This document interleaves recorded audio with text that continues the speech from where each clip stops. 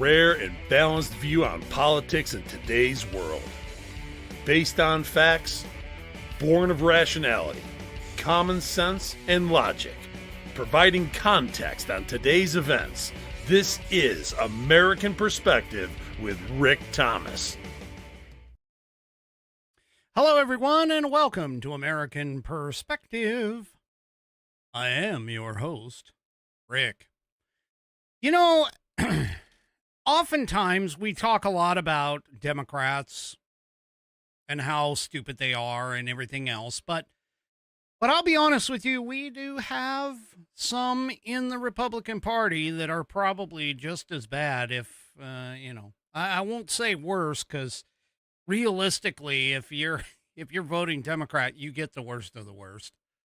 But all of that being said, we do have some in the Republican Party that are, shall we say questionable at best. And I've got a couple of those tonight. Tonight we want to focus on a couple of winners and a few winners and a couple of losers for all of that.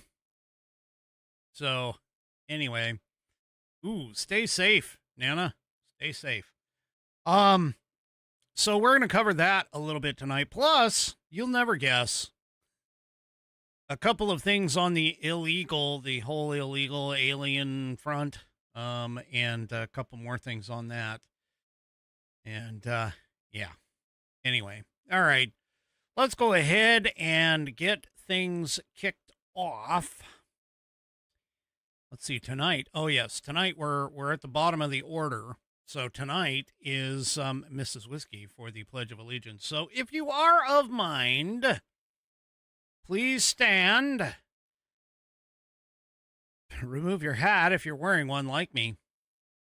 Place your hand over your heart and follow along with Mrs. Whiskey as she recites the Pledge of Allegiance.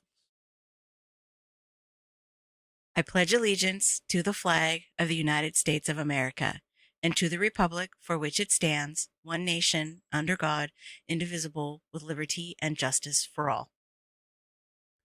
All right. And I thank you, my wonderful better half, for that wonderful rendition of the pledge. If you would like to hear your rendition of the pledge played here on the program, all you need to do is record yourself reciting or performing the pledge in your style. Take that audio file, video file, whatever kind of file, and attach it to an email. Then send that email off to me. Send it to fans, F-A-N-S, at AmericanPerspective.online. That's fans, F-A-N-S, at AmericanPerspective.online. And I will get you into the rotation. I have 23 of these. I'd like to get 26, so that means I need 3 more. So I'd like to get 26 by the end of 2026, so help me out. If you haven't already sent one in, please do so. And if you find that your file is a little too big, then just use one of the free versions of either Google Drive, Box, Dropbox. You can create a link and then I can download it. You send me the link and I can download it from there and take care of it. And if you use your phone, make sure that you can try the share option. That's the S-H-A-R-E share option to basically send it to me, and you can send it off to fans, F-A-N-S, at AmericanPerspective.online. And I will, of course, get you into the rotation. All right, let's go to tonight's headline sponsor, which is... I had that turned on. That's not good. None other than the Institute on the Constitution. You can go to their website, theamericanview.com. That's theamericanview.com. And you can check out everything that they've got. For an example, you can check out their 3-step plan to help them restore the constitutional republic through grassroots education from a biblical worldview. Obviously, the first step is to pray. You should pray every day. You should pray for your country every day. And it's right there in their list. Step number 1 is pray. You can also sign up to get daily prayers sent to your email inbox and start praying with the Institute on the Constitution. Then step number 2 is to study. You say, well, Rick, what do you study? Well, you study the United States Constitution and our founding documents. You study them so that you can learn and understand what this country was founded and framed upon. That right there, that box, that nice white box right there above my head, all you need to do is add your first name, last name, and your email, and you will be registered to take the nationally recognized 100% free U.S. Constitution course. Comes in 12 short lessons. Each lesson is about 15 to 20 minutes long, and they're sent directly to your email box. And you can go and do that and take a look, start your learning process. And of course, doing that is acting, taking the next step, which is to act. But you can also act after you go and take that 100% free online course, training course on the U.S. Constitution. You can check out their other courses, live courses, all across the country. And then when you do that, you take a class. Yeah, go and take classes. This is how you act. You take classes. There's a bunch of their classes right there. And then what you can do is you can help by either becoming a member or, even better, go and become an instructor. Help to pass the knowledge that you have now gained on to others. And you can become an instructor. And if you're interested in that, you can go and check out this video that I'm flashing on the screen right here. Once again, at theamericanview.com, you can go to their ACT page and become an instructor. And you'll see where you can become an instructor. It's a short little video. You just watch that, and they tell you how to become an IOTC instructor. You can also purchase their instructor kit right here, which has all kinds of information, and it comes in a 3-ring binder. It's got extra books that you can read. Yeah, it's a structured approach to teaching the Constitution and the Bill of Rights there. And then you can head off to the shop, which, by the way, the instructor kit actually has my personal favorite item that they have, but still, go to theamericanview.com and check out their shop, where you can pick up their instructor courses, their Constitution courses, the other educational resources, apparel, instructor materials. But my personal favorite is right above my head, right over here. Oop, right above my head, right there, called the Legacy Library. It's a leather collection of leather items. You go to the Legacy Library and you pick up the Leather Constitution book. That's right. It's right here in my hot little hands. This is a copy of the leather-bound U.S. Constitution. It is a rounded corner. My Whiskey Warrior P1s over on Rumble call it a sexy rounded corner book. But take a look at this thing. It's got 1/8 of an inch of Saddleback leather wrapped around pages that are water and tear resistant. No cheap glue here, folks. It is stitched all the way through the binding, through the leather, and the pages contained within. It's got a 100-year warranty against materials and manufacturing defects, such that if you have a problem with this thing, what you can do is you can send it back to the manufacturer, and they will either fix it or replace it for free.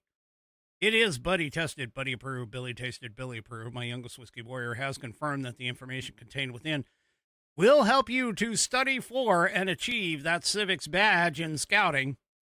You'll also likely to achieve your civics test, as well as even the naturalization test. If you're a legal immigrant trying to become a naturalized citizen, this would be a great gift. Go to theamericanview.com. In their shop, and then go to the Legacy Library and you can pick one of these up for the gift or for yourself today. And I thank the Institute on the Constitution for being a sponsor of the show. That's theamericanview.com. Go and check them out today. All right. So it's kind of interesting every once in a while when you get honestly, kind of interesting every once in a while you'll get a person who normally is on the left who all of a sudden says something that makes sense. You know, it's like that whole thing about a broken clock being right twice a day. Anyway, in the New York Times, there was a column that was written. And, this gentleman, I'm going to tell you, I'm going to be honest with you, as far as I'm concerned, I mean, just because he happens to be right on this one doesn't necessarily mean that he's going to be continually right all the time because, well, let's face it, they usually aren't. They usually, a squirrel finds a nut every once in a while. And they're not very good at collecting nuts, though. Well, I mean, yeah, they actually are because they're in the Democrat Party. And the party is full of nuts. But I digress. New York Times columnist Bret Stephens wrote on Tuesday that President Donald Trump's military campaign against Iran is, quote, going better than you think. Now, he offered a view that diverged from the criticism that has been voiced by other media figures and Democrat lawmakers. This was reported by the New York Post, although the column showed up in the New York Times. However, the New York Times has a paywall, so I got to take what I can get for free when I can. Anyway, in his column, Stephens actually argued that the public concern over the economic and strategic impacts of the conflict may actually be overstated. Now, he pointed to historical comparisons in energy markets, recalling that in 2012, the price of Brent crude closed the month around $123 a barrel, which he noted would be equal to about $175 per barrel today, when accounting for inflation. He added then that the current prices are hovering around $100. And he writes, that ought to provide some perspective on the panic over the war in the Middle East. He goes, to hear the critics' version of events, an unprovoked and unnecessary attack on Iran launched at Israel's behest is already a foreign policy fiasco that puts the global economy at risk without any clear objective or endgame. Well, then he directly addressed comments that were made by Senator Chris Murphy, a loser, a Democrat from Connecticut, who told NBC's Kristen Welker on Sunday that we've never seen this level of incompetence in war making in this country's history. Stephens' reply is in the column, really? Really? He referenced Operation Desert Storm in 1991, noting that dozens of U.S. aircraft were destroyed during a 6-week period, while there's only 4 aircraft that have been destroyed during the 4 weeks with the current conflict with Iran. Stephens also cited the casualty figures from past military engagements. For an example, during the 1989 invasion of Panama, 23 U.S. service members were killed and 325 were wounded, compared to today only being 13 and 230 wounded in the current conflict. Now, that 230, by the way, has already been raised. CENTCOM just announced that they are saying 300 have been wounded. Now, keep in mind, all of these are they're tragic, every single one of them. But you can't go into any kind of conflict thinking that you're going to come out completely rosy. Anyway, Then he continues on. He wrote that most of the injured in the present conflict had swiftly returned to duty. He's actually taking our side, or taking the side of the conservatives who are supporting the war. The columnist then further compared international support levels, writing that when President George W. Bush faced limited backing from the Arab nations during the 2003 invasion of Iraq,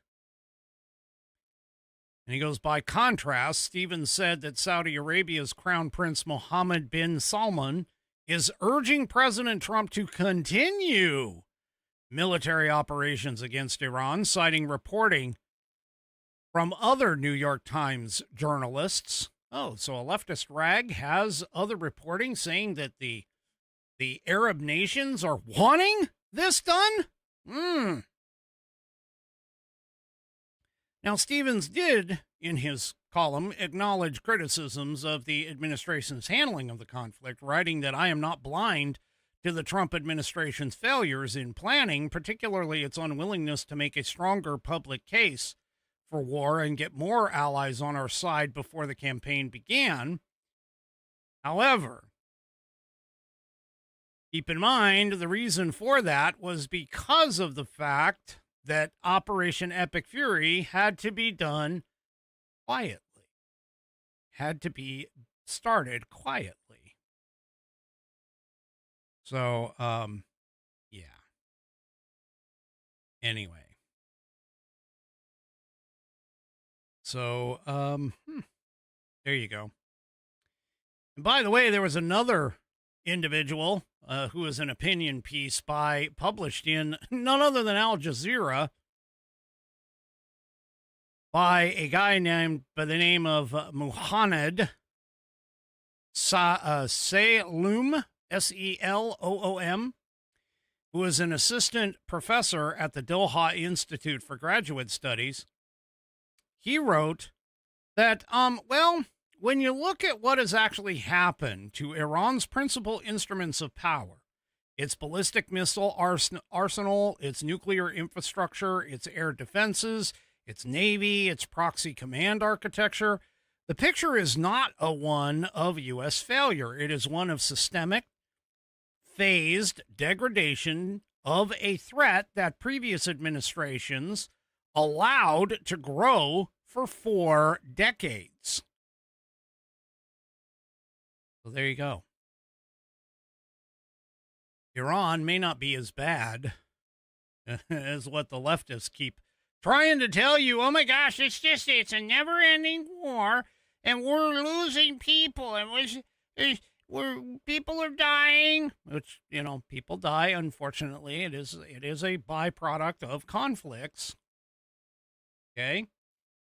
But in reality, when you compare this one to other conflicts that we've had, well, yeah. Anyway, it's amazing how every once in a while a squirrel will find a nut. Oh, speaking of nuts. You remember the nut that was in the White House previously to Donald Trump's second term? Yeah, the nut that was Joe Biden. Yeah, the nut that took money from Ukraine. The nut that took money from all kinds of foreign entities. The nut that basically took Ukraine, the Ukrainian prosecutor out, threatened to withhold money in a quid pro quo scenario on tape and bragged about it. Yeah, that nut is the name of Joe Biden. Well, apparently, a report was just shared by the Trump administration that apparently U.S. intelligence intercepted a Ukrainian government communication that was discussing a scheme. Wait for it. A scheme to divert U.S. taxpayer dollars meant for clean energy projects in Ukraine to actually fund President Joe Biden's 2024 re-election campaign. What?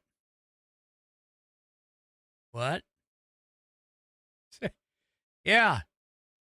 Huh. Well, that's kind of interesting. Well, the intercepted communications date back to late of 2022 with the alleged plot involving none other than USAID.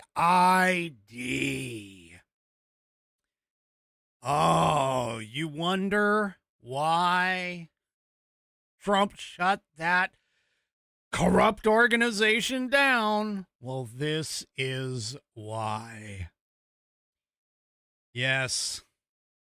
So the Director of National Intelligence, Tulsi Gabbard, directed USAID to examine its records to establish whether this plan to send money from American taxpayers to Ukraine to fund clean energy projects. Now, I'm just going to say, if you're a longtime listener of this program, if you're a longtime Whiskey Warrior P1, what do you think the first question out of my mouth is? What do you think the first comment out of my mouth is going to be?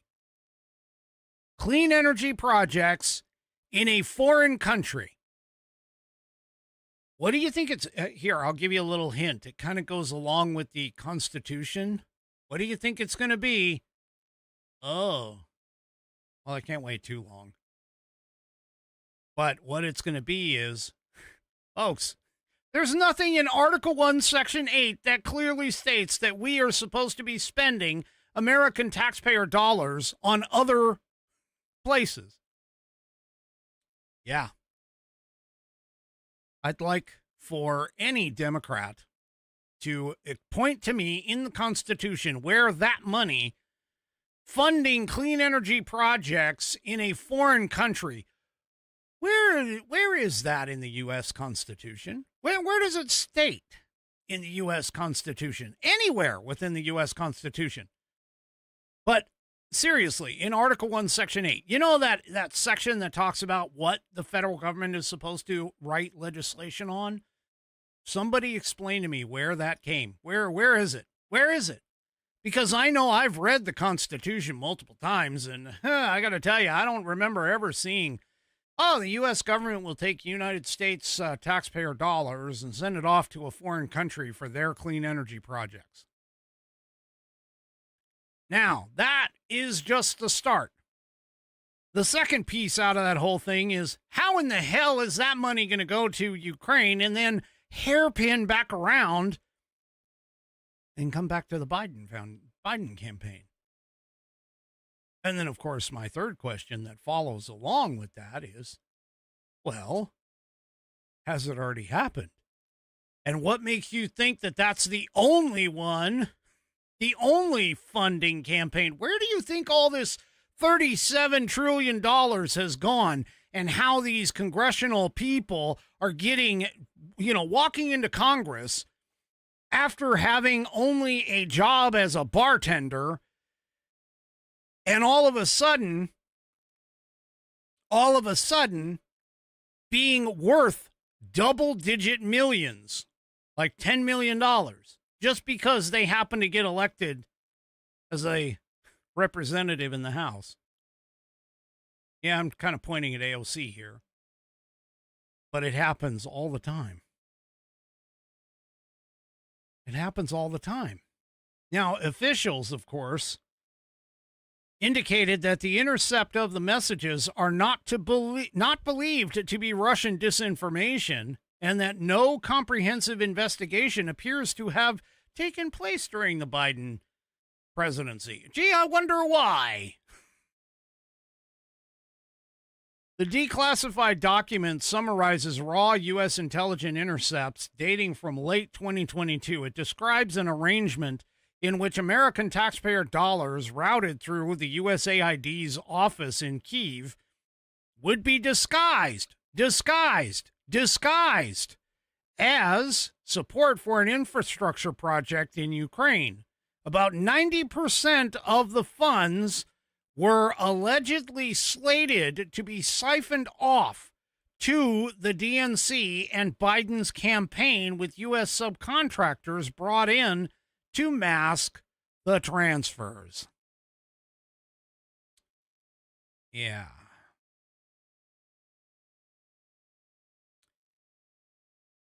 You think that these people are not corrupt? You don't enter politics to get rich. You really don't. You don't enter politics to get rich.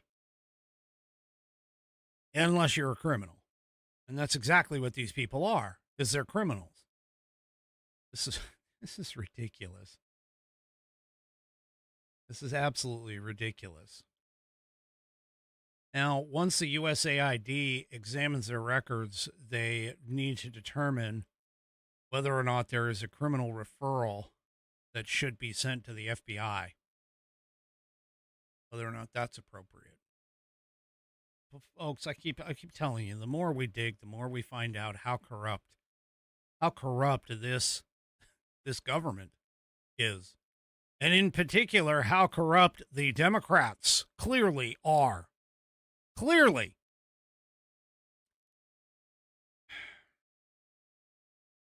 You were wondering why they kept charging us taxes, more taxes, more taxes. Well, now you understand why.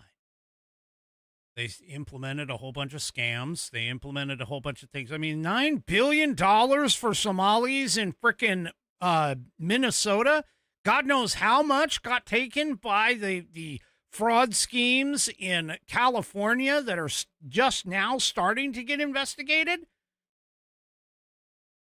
I'm telling you, people, government is like the most corrupt organization.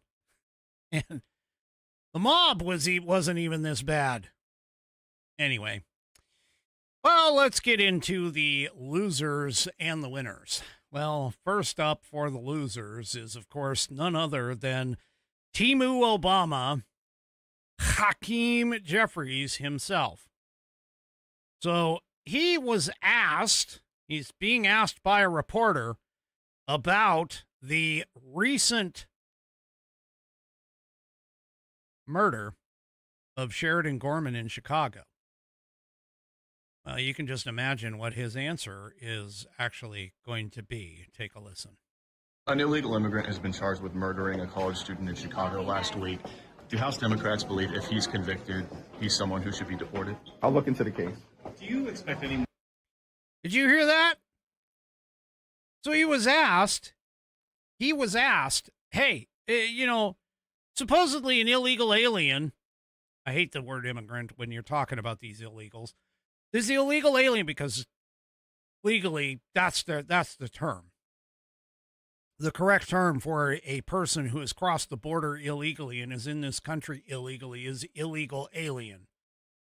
But anyway, he was asked, hey, what do you guys think? You as the Democrats, do you think that the illegal aliens or the illegal alien that is allegedly suspected of murdering this person in Chicago, do you think that if found to be convicted, if they should be deported? What does Timo Obama say? No, I'll look into the case.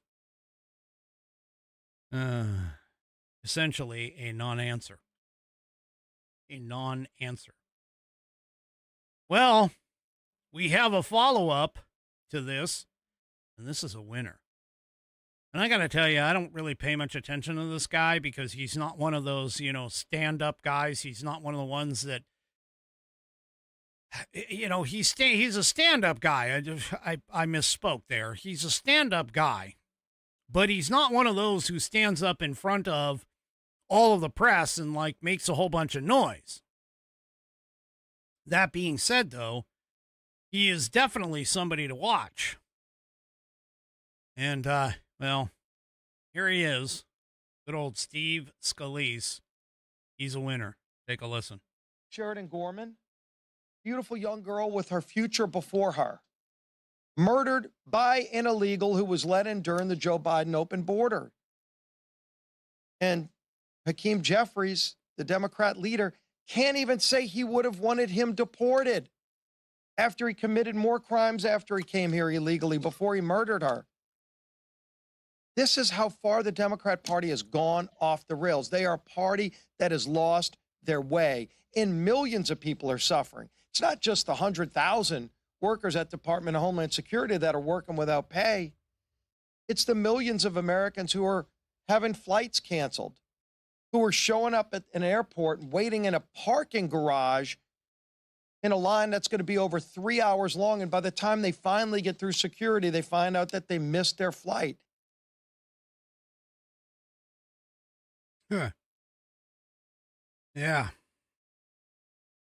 Folks, if you're voting for the Democrat Party, I just got to say, you're a complete, utter, stupid moron. That's all I got to say about it. But hey, we've got more winners and losers coming right up here in just a couple of minutes. But first, let me take a minute. Yeah, let's go to this one. Let me take a minute to tell you about Rumble Wallet. So here's a little inside scoop that many creators are talking about behind the scenes. It's actually one of the reasons that I actually use Rumble. Well, I mean, other than the fact that it's free speech. It's the free speech platform. But Rumble Wallet has made a way to super chat creators so that we get paid immediately and without any fees, like what YouTube and Twitch will take. Now, YouTube and Twitch will take up to 50% fees when you tip creators. This particular method, when you tip using Rumble Wallet, takes none.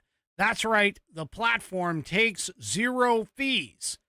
I get to keep nearly 100% of what you send me. And you can super chat not only with dollars, but you can super chat with Bitcoin, Tether USD, which is dollars, or even Tether Gold stablecoins. The tip will show up directly in the Rumble chat, which I'll do my best to obviously read. All you need to do is download the Rumble Wallet from the app stores, both of them, and then go ahead and send your tips to all of your favorite creators. You can go to wallet.rumble.com. That's wallet.rumble.com. Or you can download the app directly from the App Store. That's wallet.rumble.com. Or you download the app directly from the App Stores. Seriously, what an amazing way to get rid of the middleman and help the creator economy. Go to wallet.rumble.com for more details, and a shout out to Rumble for making this disruptive technology. Go to wallet.rumble.com and get more details on this wonderful way to tip your favorite creators. That's wallet.rumble.com. All right.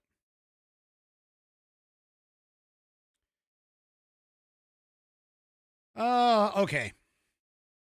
So let's take a look at a loser. Yeah, well, and honestly, I'm not talking about the guy that's standing to the left in this next video, but I am talking about both of them. Because this guy, Senator John Curtis, let's see, he appeared on CNBC today standing next to Adam Schiff, which is really horrible. But anyway, this guy, John Curtis, is from Utah. He took the place of Mitt Romney, who was just as ineffective. I mean, we've got a bunch of rhinos and do-nothings on the Republican side, which is part of the problem. But he appeared on CNBC, and, well, let's just take a listen and see how bad this went. All right, so what would you say we need to do then? What's your answer to that? I guess, is like it every amnesty other... for... So first of all, you have to define amnesty, but any other crime that's committed here in our country, we define what we define what the punishment is, and we've failed to do that in this case. Senator Schiff? I thought I'd be arguing with you, not Senator Curtis.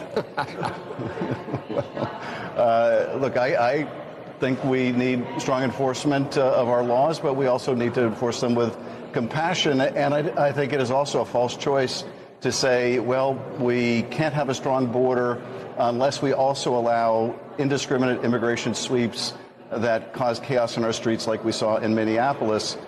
We should have a strong border, but we should also make sure that our ICE agents are operating lawfully, that they're not using excessive force, that they have warrants before they go into people's homes, that they're not racially profiling people.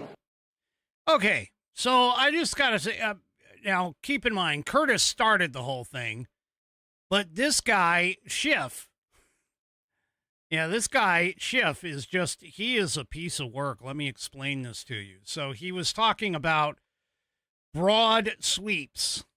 Well, we wouldn't have broad sweeps if the idiots,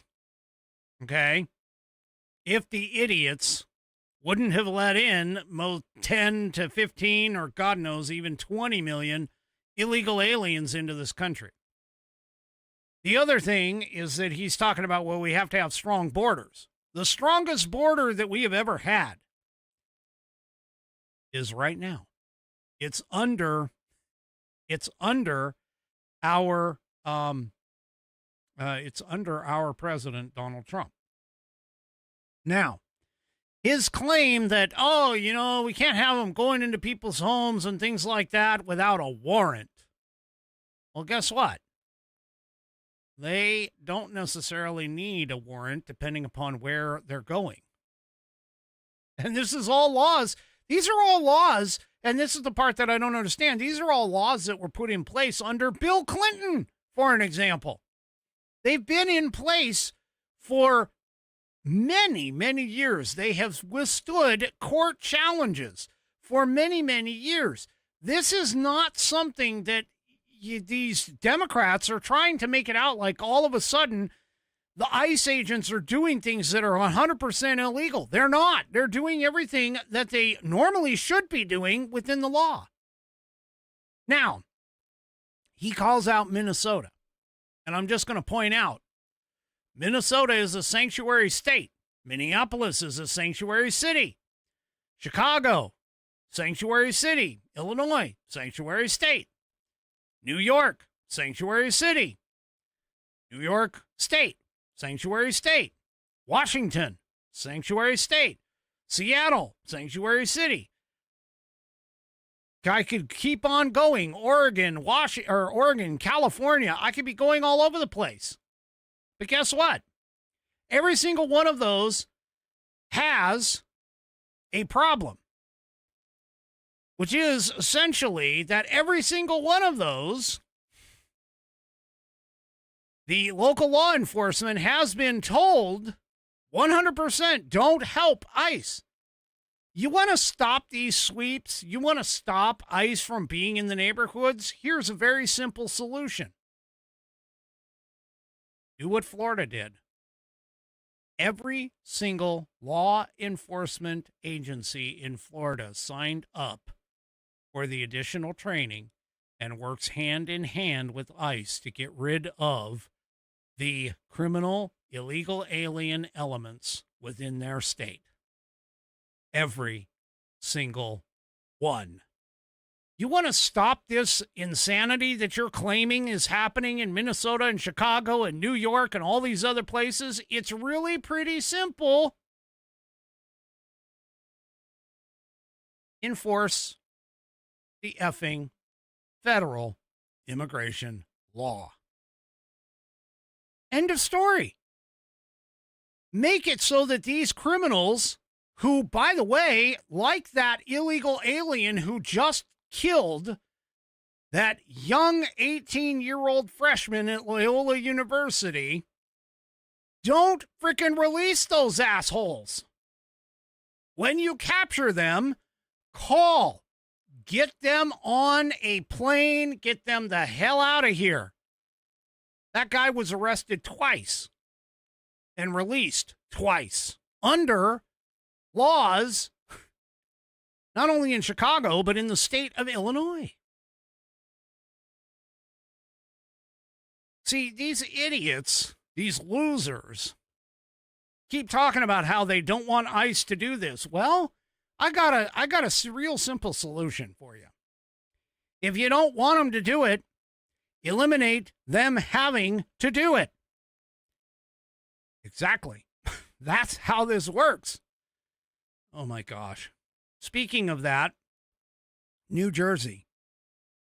New Jersey governor, the new one, Mickey, whatever her name is, Mickey Sherrill.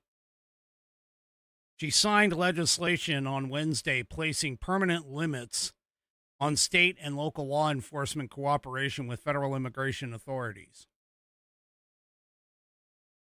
That's why you have ICE parading and patrolling your streets, because you don't have the local law enforcement helping them out. Oh my God. You want to stop, you want to stop the cops from showing up, or the immigration cops from showing up? Police your own damn streets. Get those people, when they get captured under under normal laws, send them out of here. That's how you do it. That's how you get rid of ICE, because ICE is no longer needed. ICE can just show up, pick them up at the jail, and they're gone.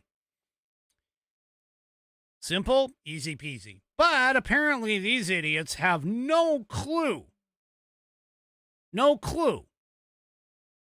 how to do this. So, yeah. All right. Well, that would, by the way, Mickey Sherrill's another loser, but we have a potentially even a bigger loser. Has anybody ever heard of Representative Sheila Kerfilis McCormick? I don't even know who the hell she is, to be honest with you. But apparently, she is now expected to testify before the House Ethics Committee during a rare public hearing. It was supposed to happen today.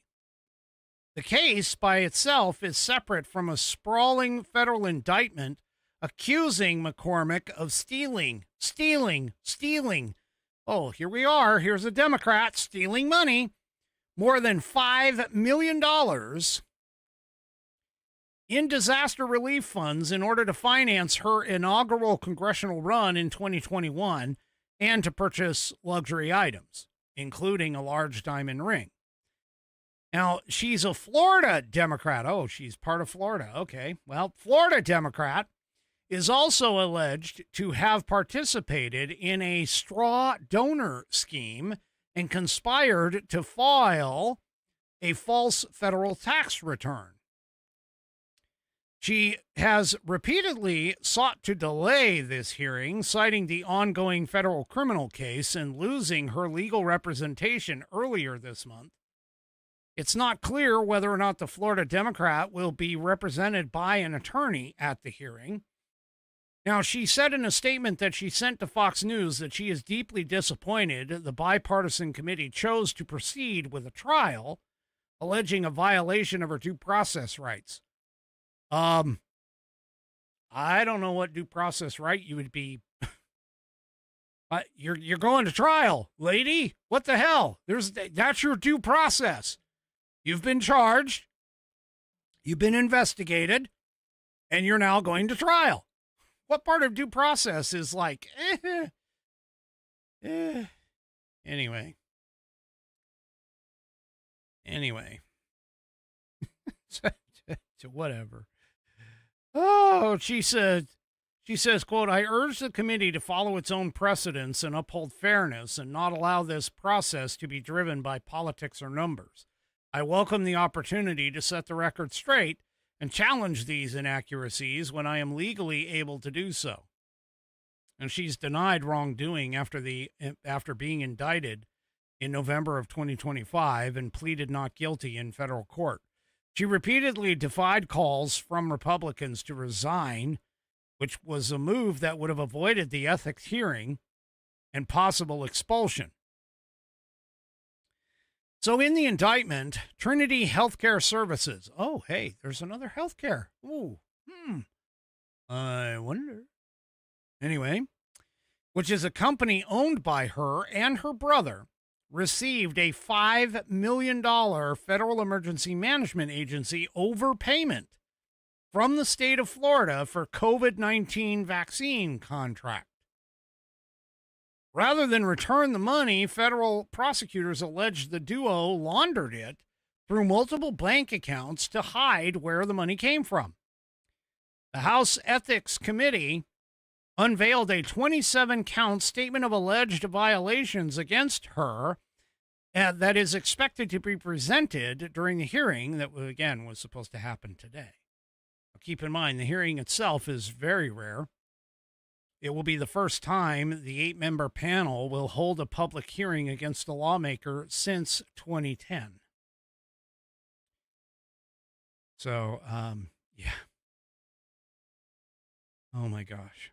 I can't even imagine. These people are so damn corrupt. Every single one of them. They really are. I can't even imagine this. So, anyway. Well, let's go to a hero. And yes, this guy is in my consideration, at least for right now, is a rising star. He is not a Joe Kent at this point. But this guy is a rising star among many rising stars. And this guy in particular, his name, of course, is Representative Brandon Gill out of Texas. And he has a few choice words for Philadelphia District Attorney Larry Krasner. You remember the guy? I told you about him last night. He went to the Philadelphia airport and told all the ICE agents that were there, "I'm going to arrest you and put you in jail and put you on trial." You remember all that? Yeah, well, Gill's got, let's see, some few choice words for this. Take a listen. Well, first of all, Larry Krasner's a thug who ought to spend the rest of his life in prison for what he's done to that city. But of course, Democrats are doing anything they can to defund and delegitimize ICE agents and immigration enforcement. And Senator Schmidt's exactly right. This is about demoralizing them, stopping anybody from wanting to join the force. What we're going to make sure as Republicans in Congress is that ICE has the tools that they need to continue carrying out the president's immigration agenda. We would like to see that funded through the Department of Homeland Security. There may be other ways, perhaps reconciliation to get that money where it needs to be. Otherwise, without the kind of strings attached that the left would like to put on it. But what you're seeing right now is so incredibly disgusting, the way that Democrats in the media and in Congress and, elected officials who are attacking ICE agents. And by the way, for those of you on the audio portion of the program, I didn't want to interrupt this Representative Gill, but they were showing images, video of ICE agents watching over the lines, the TSA lines at airports. And what were they doing? Well, oh my God, they were doing something totally heinous. It was horrible. These ICE agents were assaulting people by handing them water, by handing them bottles of water. These people are outside. They're outside in the heat, I'm assuming, because it looked like the area was one of those places where it was really hot, like, I don't know, maybe Houston, for an example. But they're handing out bottles of water to people in line. Anyone who wanted one, they're handing them a bottle of water because the lines, thanks to the Democrat shutdown of the Department of Homeland Security, which includes TSA, I believe Coast Guard, and a bunch of others that are all part of it, they were handing out water. Water. Bottles of water, for God's sake. Oh my gosh, they're assaulting people! Yeah. Anyway.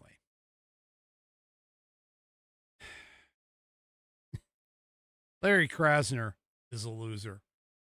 Representative Brandon Gill is a winner. All right. Well,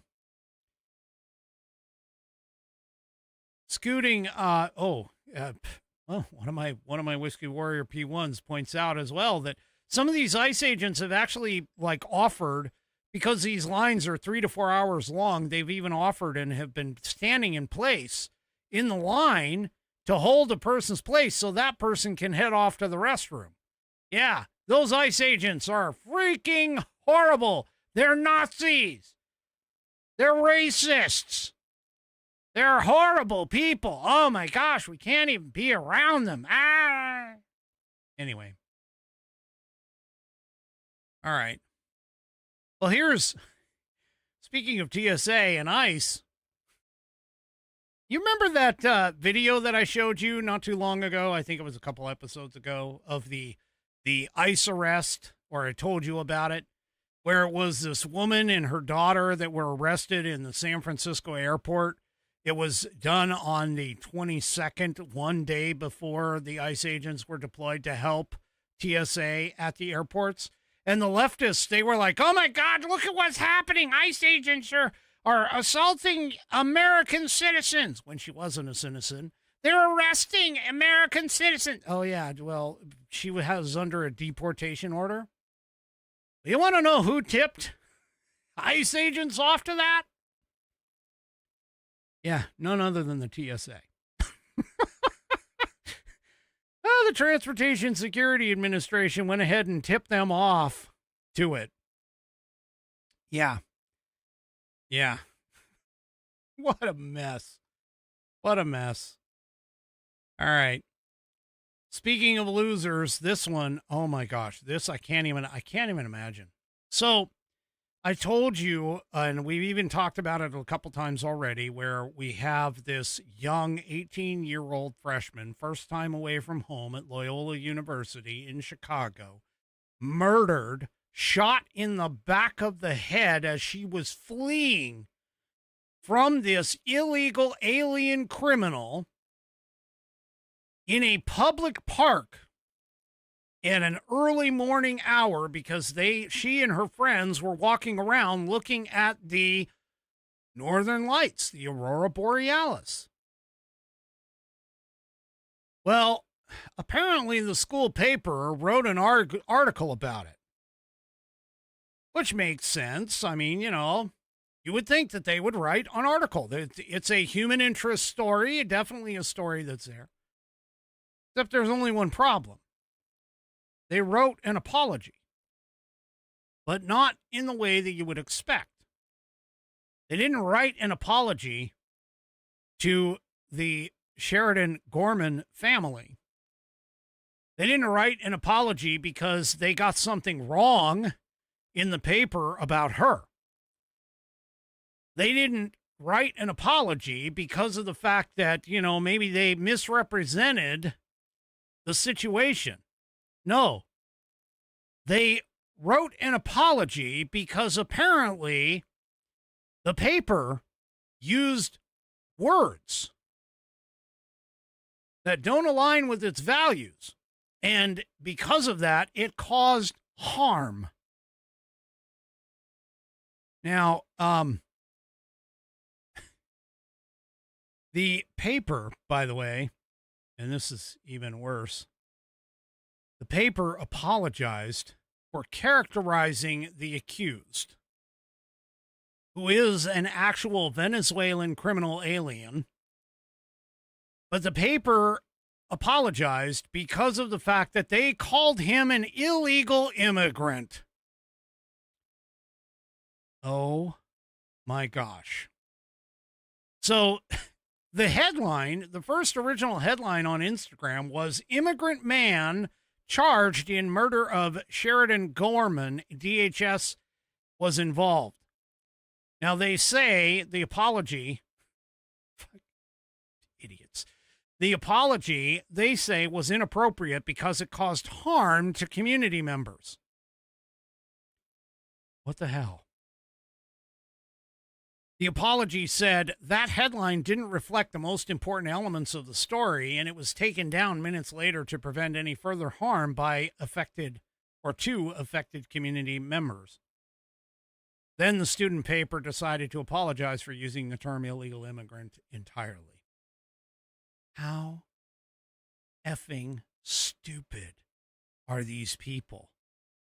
Oh my gosh. I can't even imagine. I can't even imagine being this damn dumb. I really can't. I really can't. Because not only do you have this illegal illegal alien, let's use the proper term here, illegal alien killing a 18-year-old innocent child on her first foray away from home, but we also have an 83-year-old U.S. Air Force veteran killed by an illegal alien in the Upper East Side of New York City. Apparently, he was randomly shoved onto the subway tracks and killed. I can't even imagine. This man, his name is Richard Williams, succumbed to his injuries on March 17th after he was allegedly pushed onto the tracks with another man while waiting for a train in the Lexington Avenue 63rd subway station just before noon on March 8th. His alleged attacker is a Honduran national who was arrested March 10th at a homeless shelter. Folks, yeah, we need to stop this. We need to just, you want to talk about immigration, you want to talk about hardline immigration, you want to talk about, protecting Americans. It's very simple. You block the border, you shut it down, nobody in who hasn't been vetted. And if something comes up, they're just simply denied. There you go. That's how you handle this as far as taking care of the people coming in from outside of our country. That being said, of the ones that are slipped through, you stop letting the effers go. You put them in jail for a very long time. And for those who are going to be there for their lifetime, well, maybe you take the extra step to just eliminate the problem. Eliminate the evil. Because that's what you do in order to protect the innocent Americans who are being preyed upon by these sick, disgusting individuals. And that's what you do. I can't even imagine being a Democrat right now trying to say, oh, no, illegal aliens are fine. Or, well, in their undocumented immigrants are perfectly fine. Yeah, no, they're not. They're not perfectly fine. A legal immigrant is perfectly fine. But an illegal alien? Nah, they need to go. They need to get the hell out. And the whole claim, by the way, that they're like, oh, no. The illegal alien class do not commit crimes. They commit less crimes than even the people who are here. Well, let me just point something out to you. They committed a crime the minute they stepped across the border. Yeah.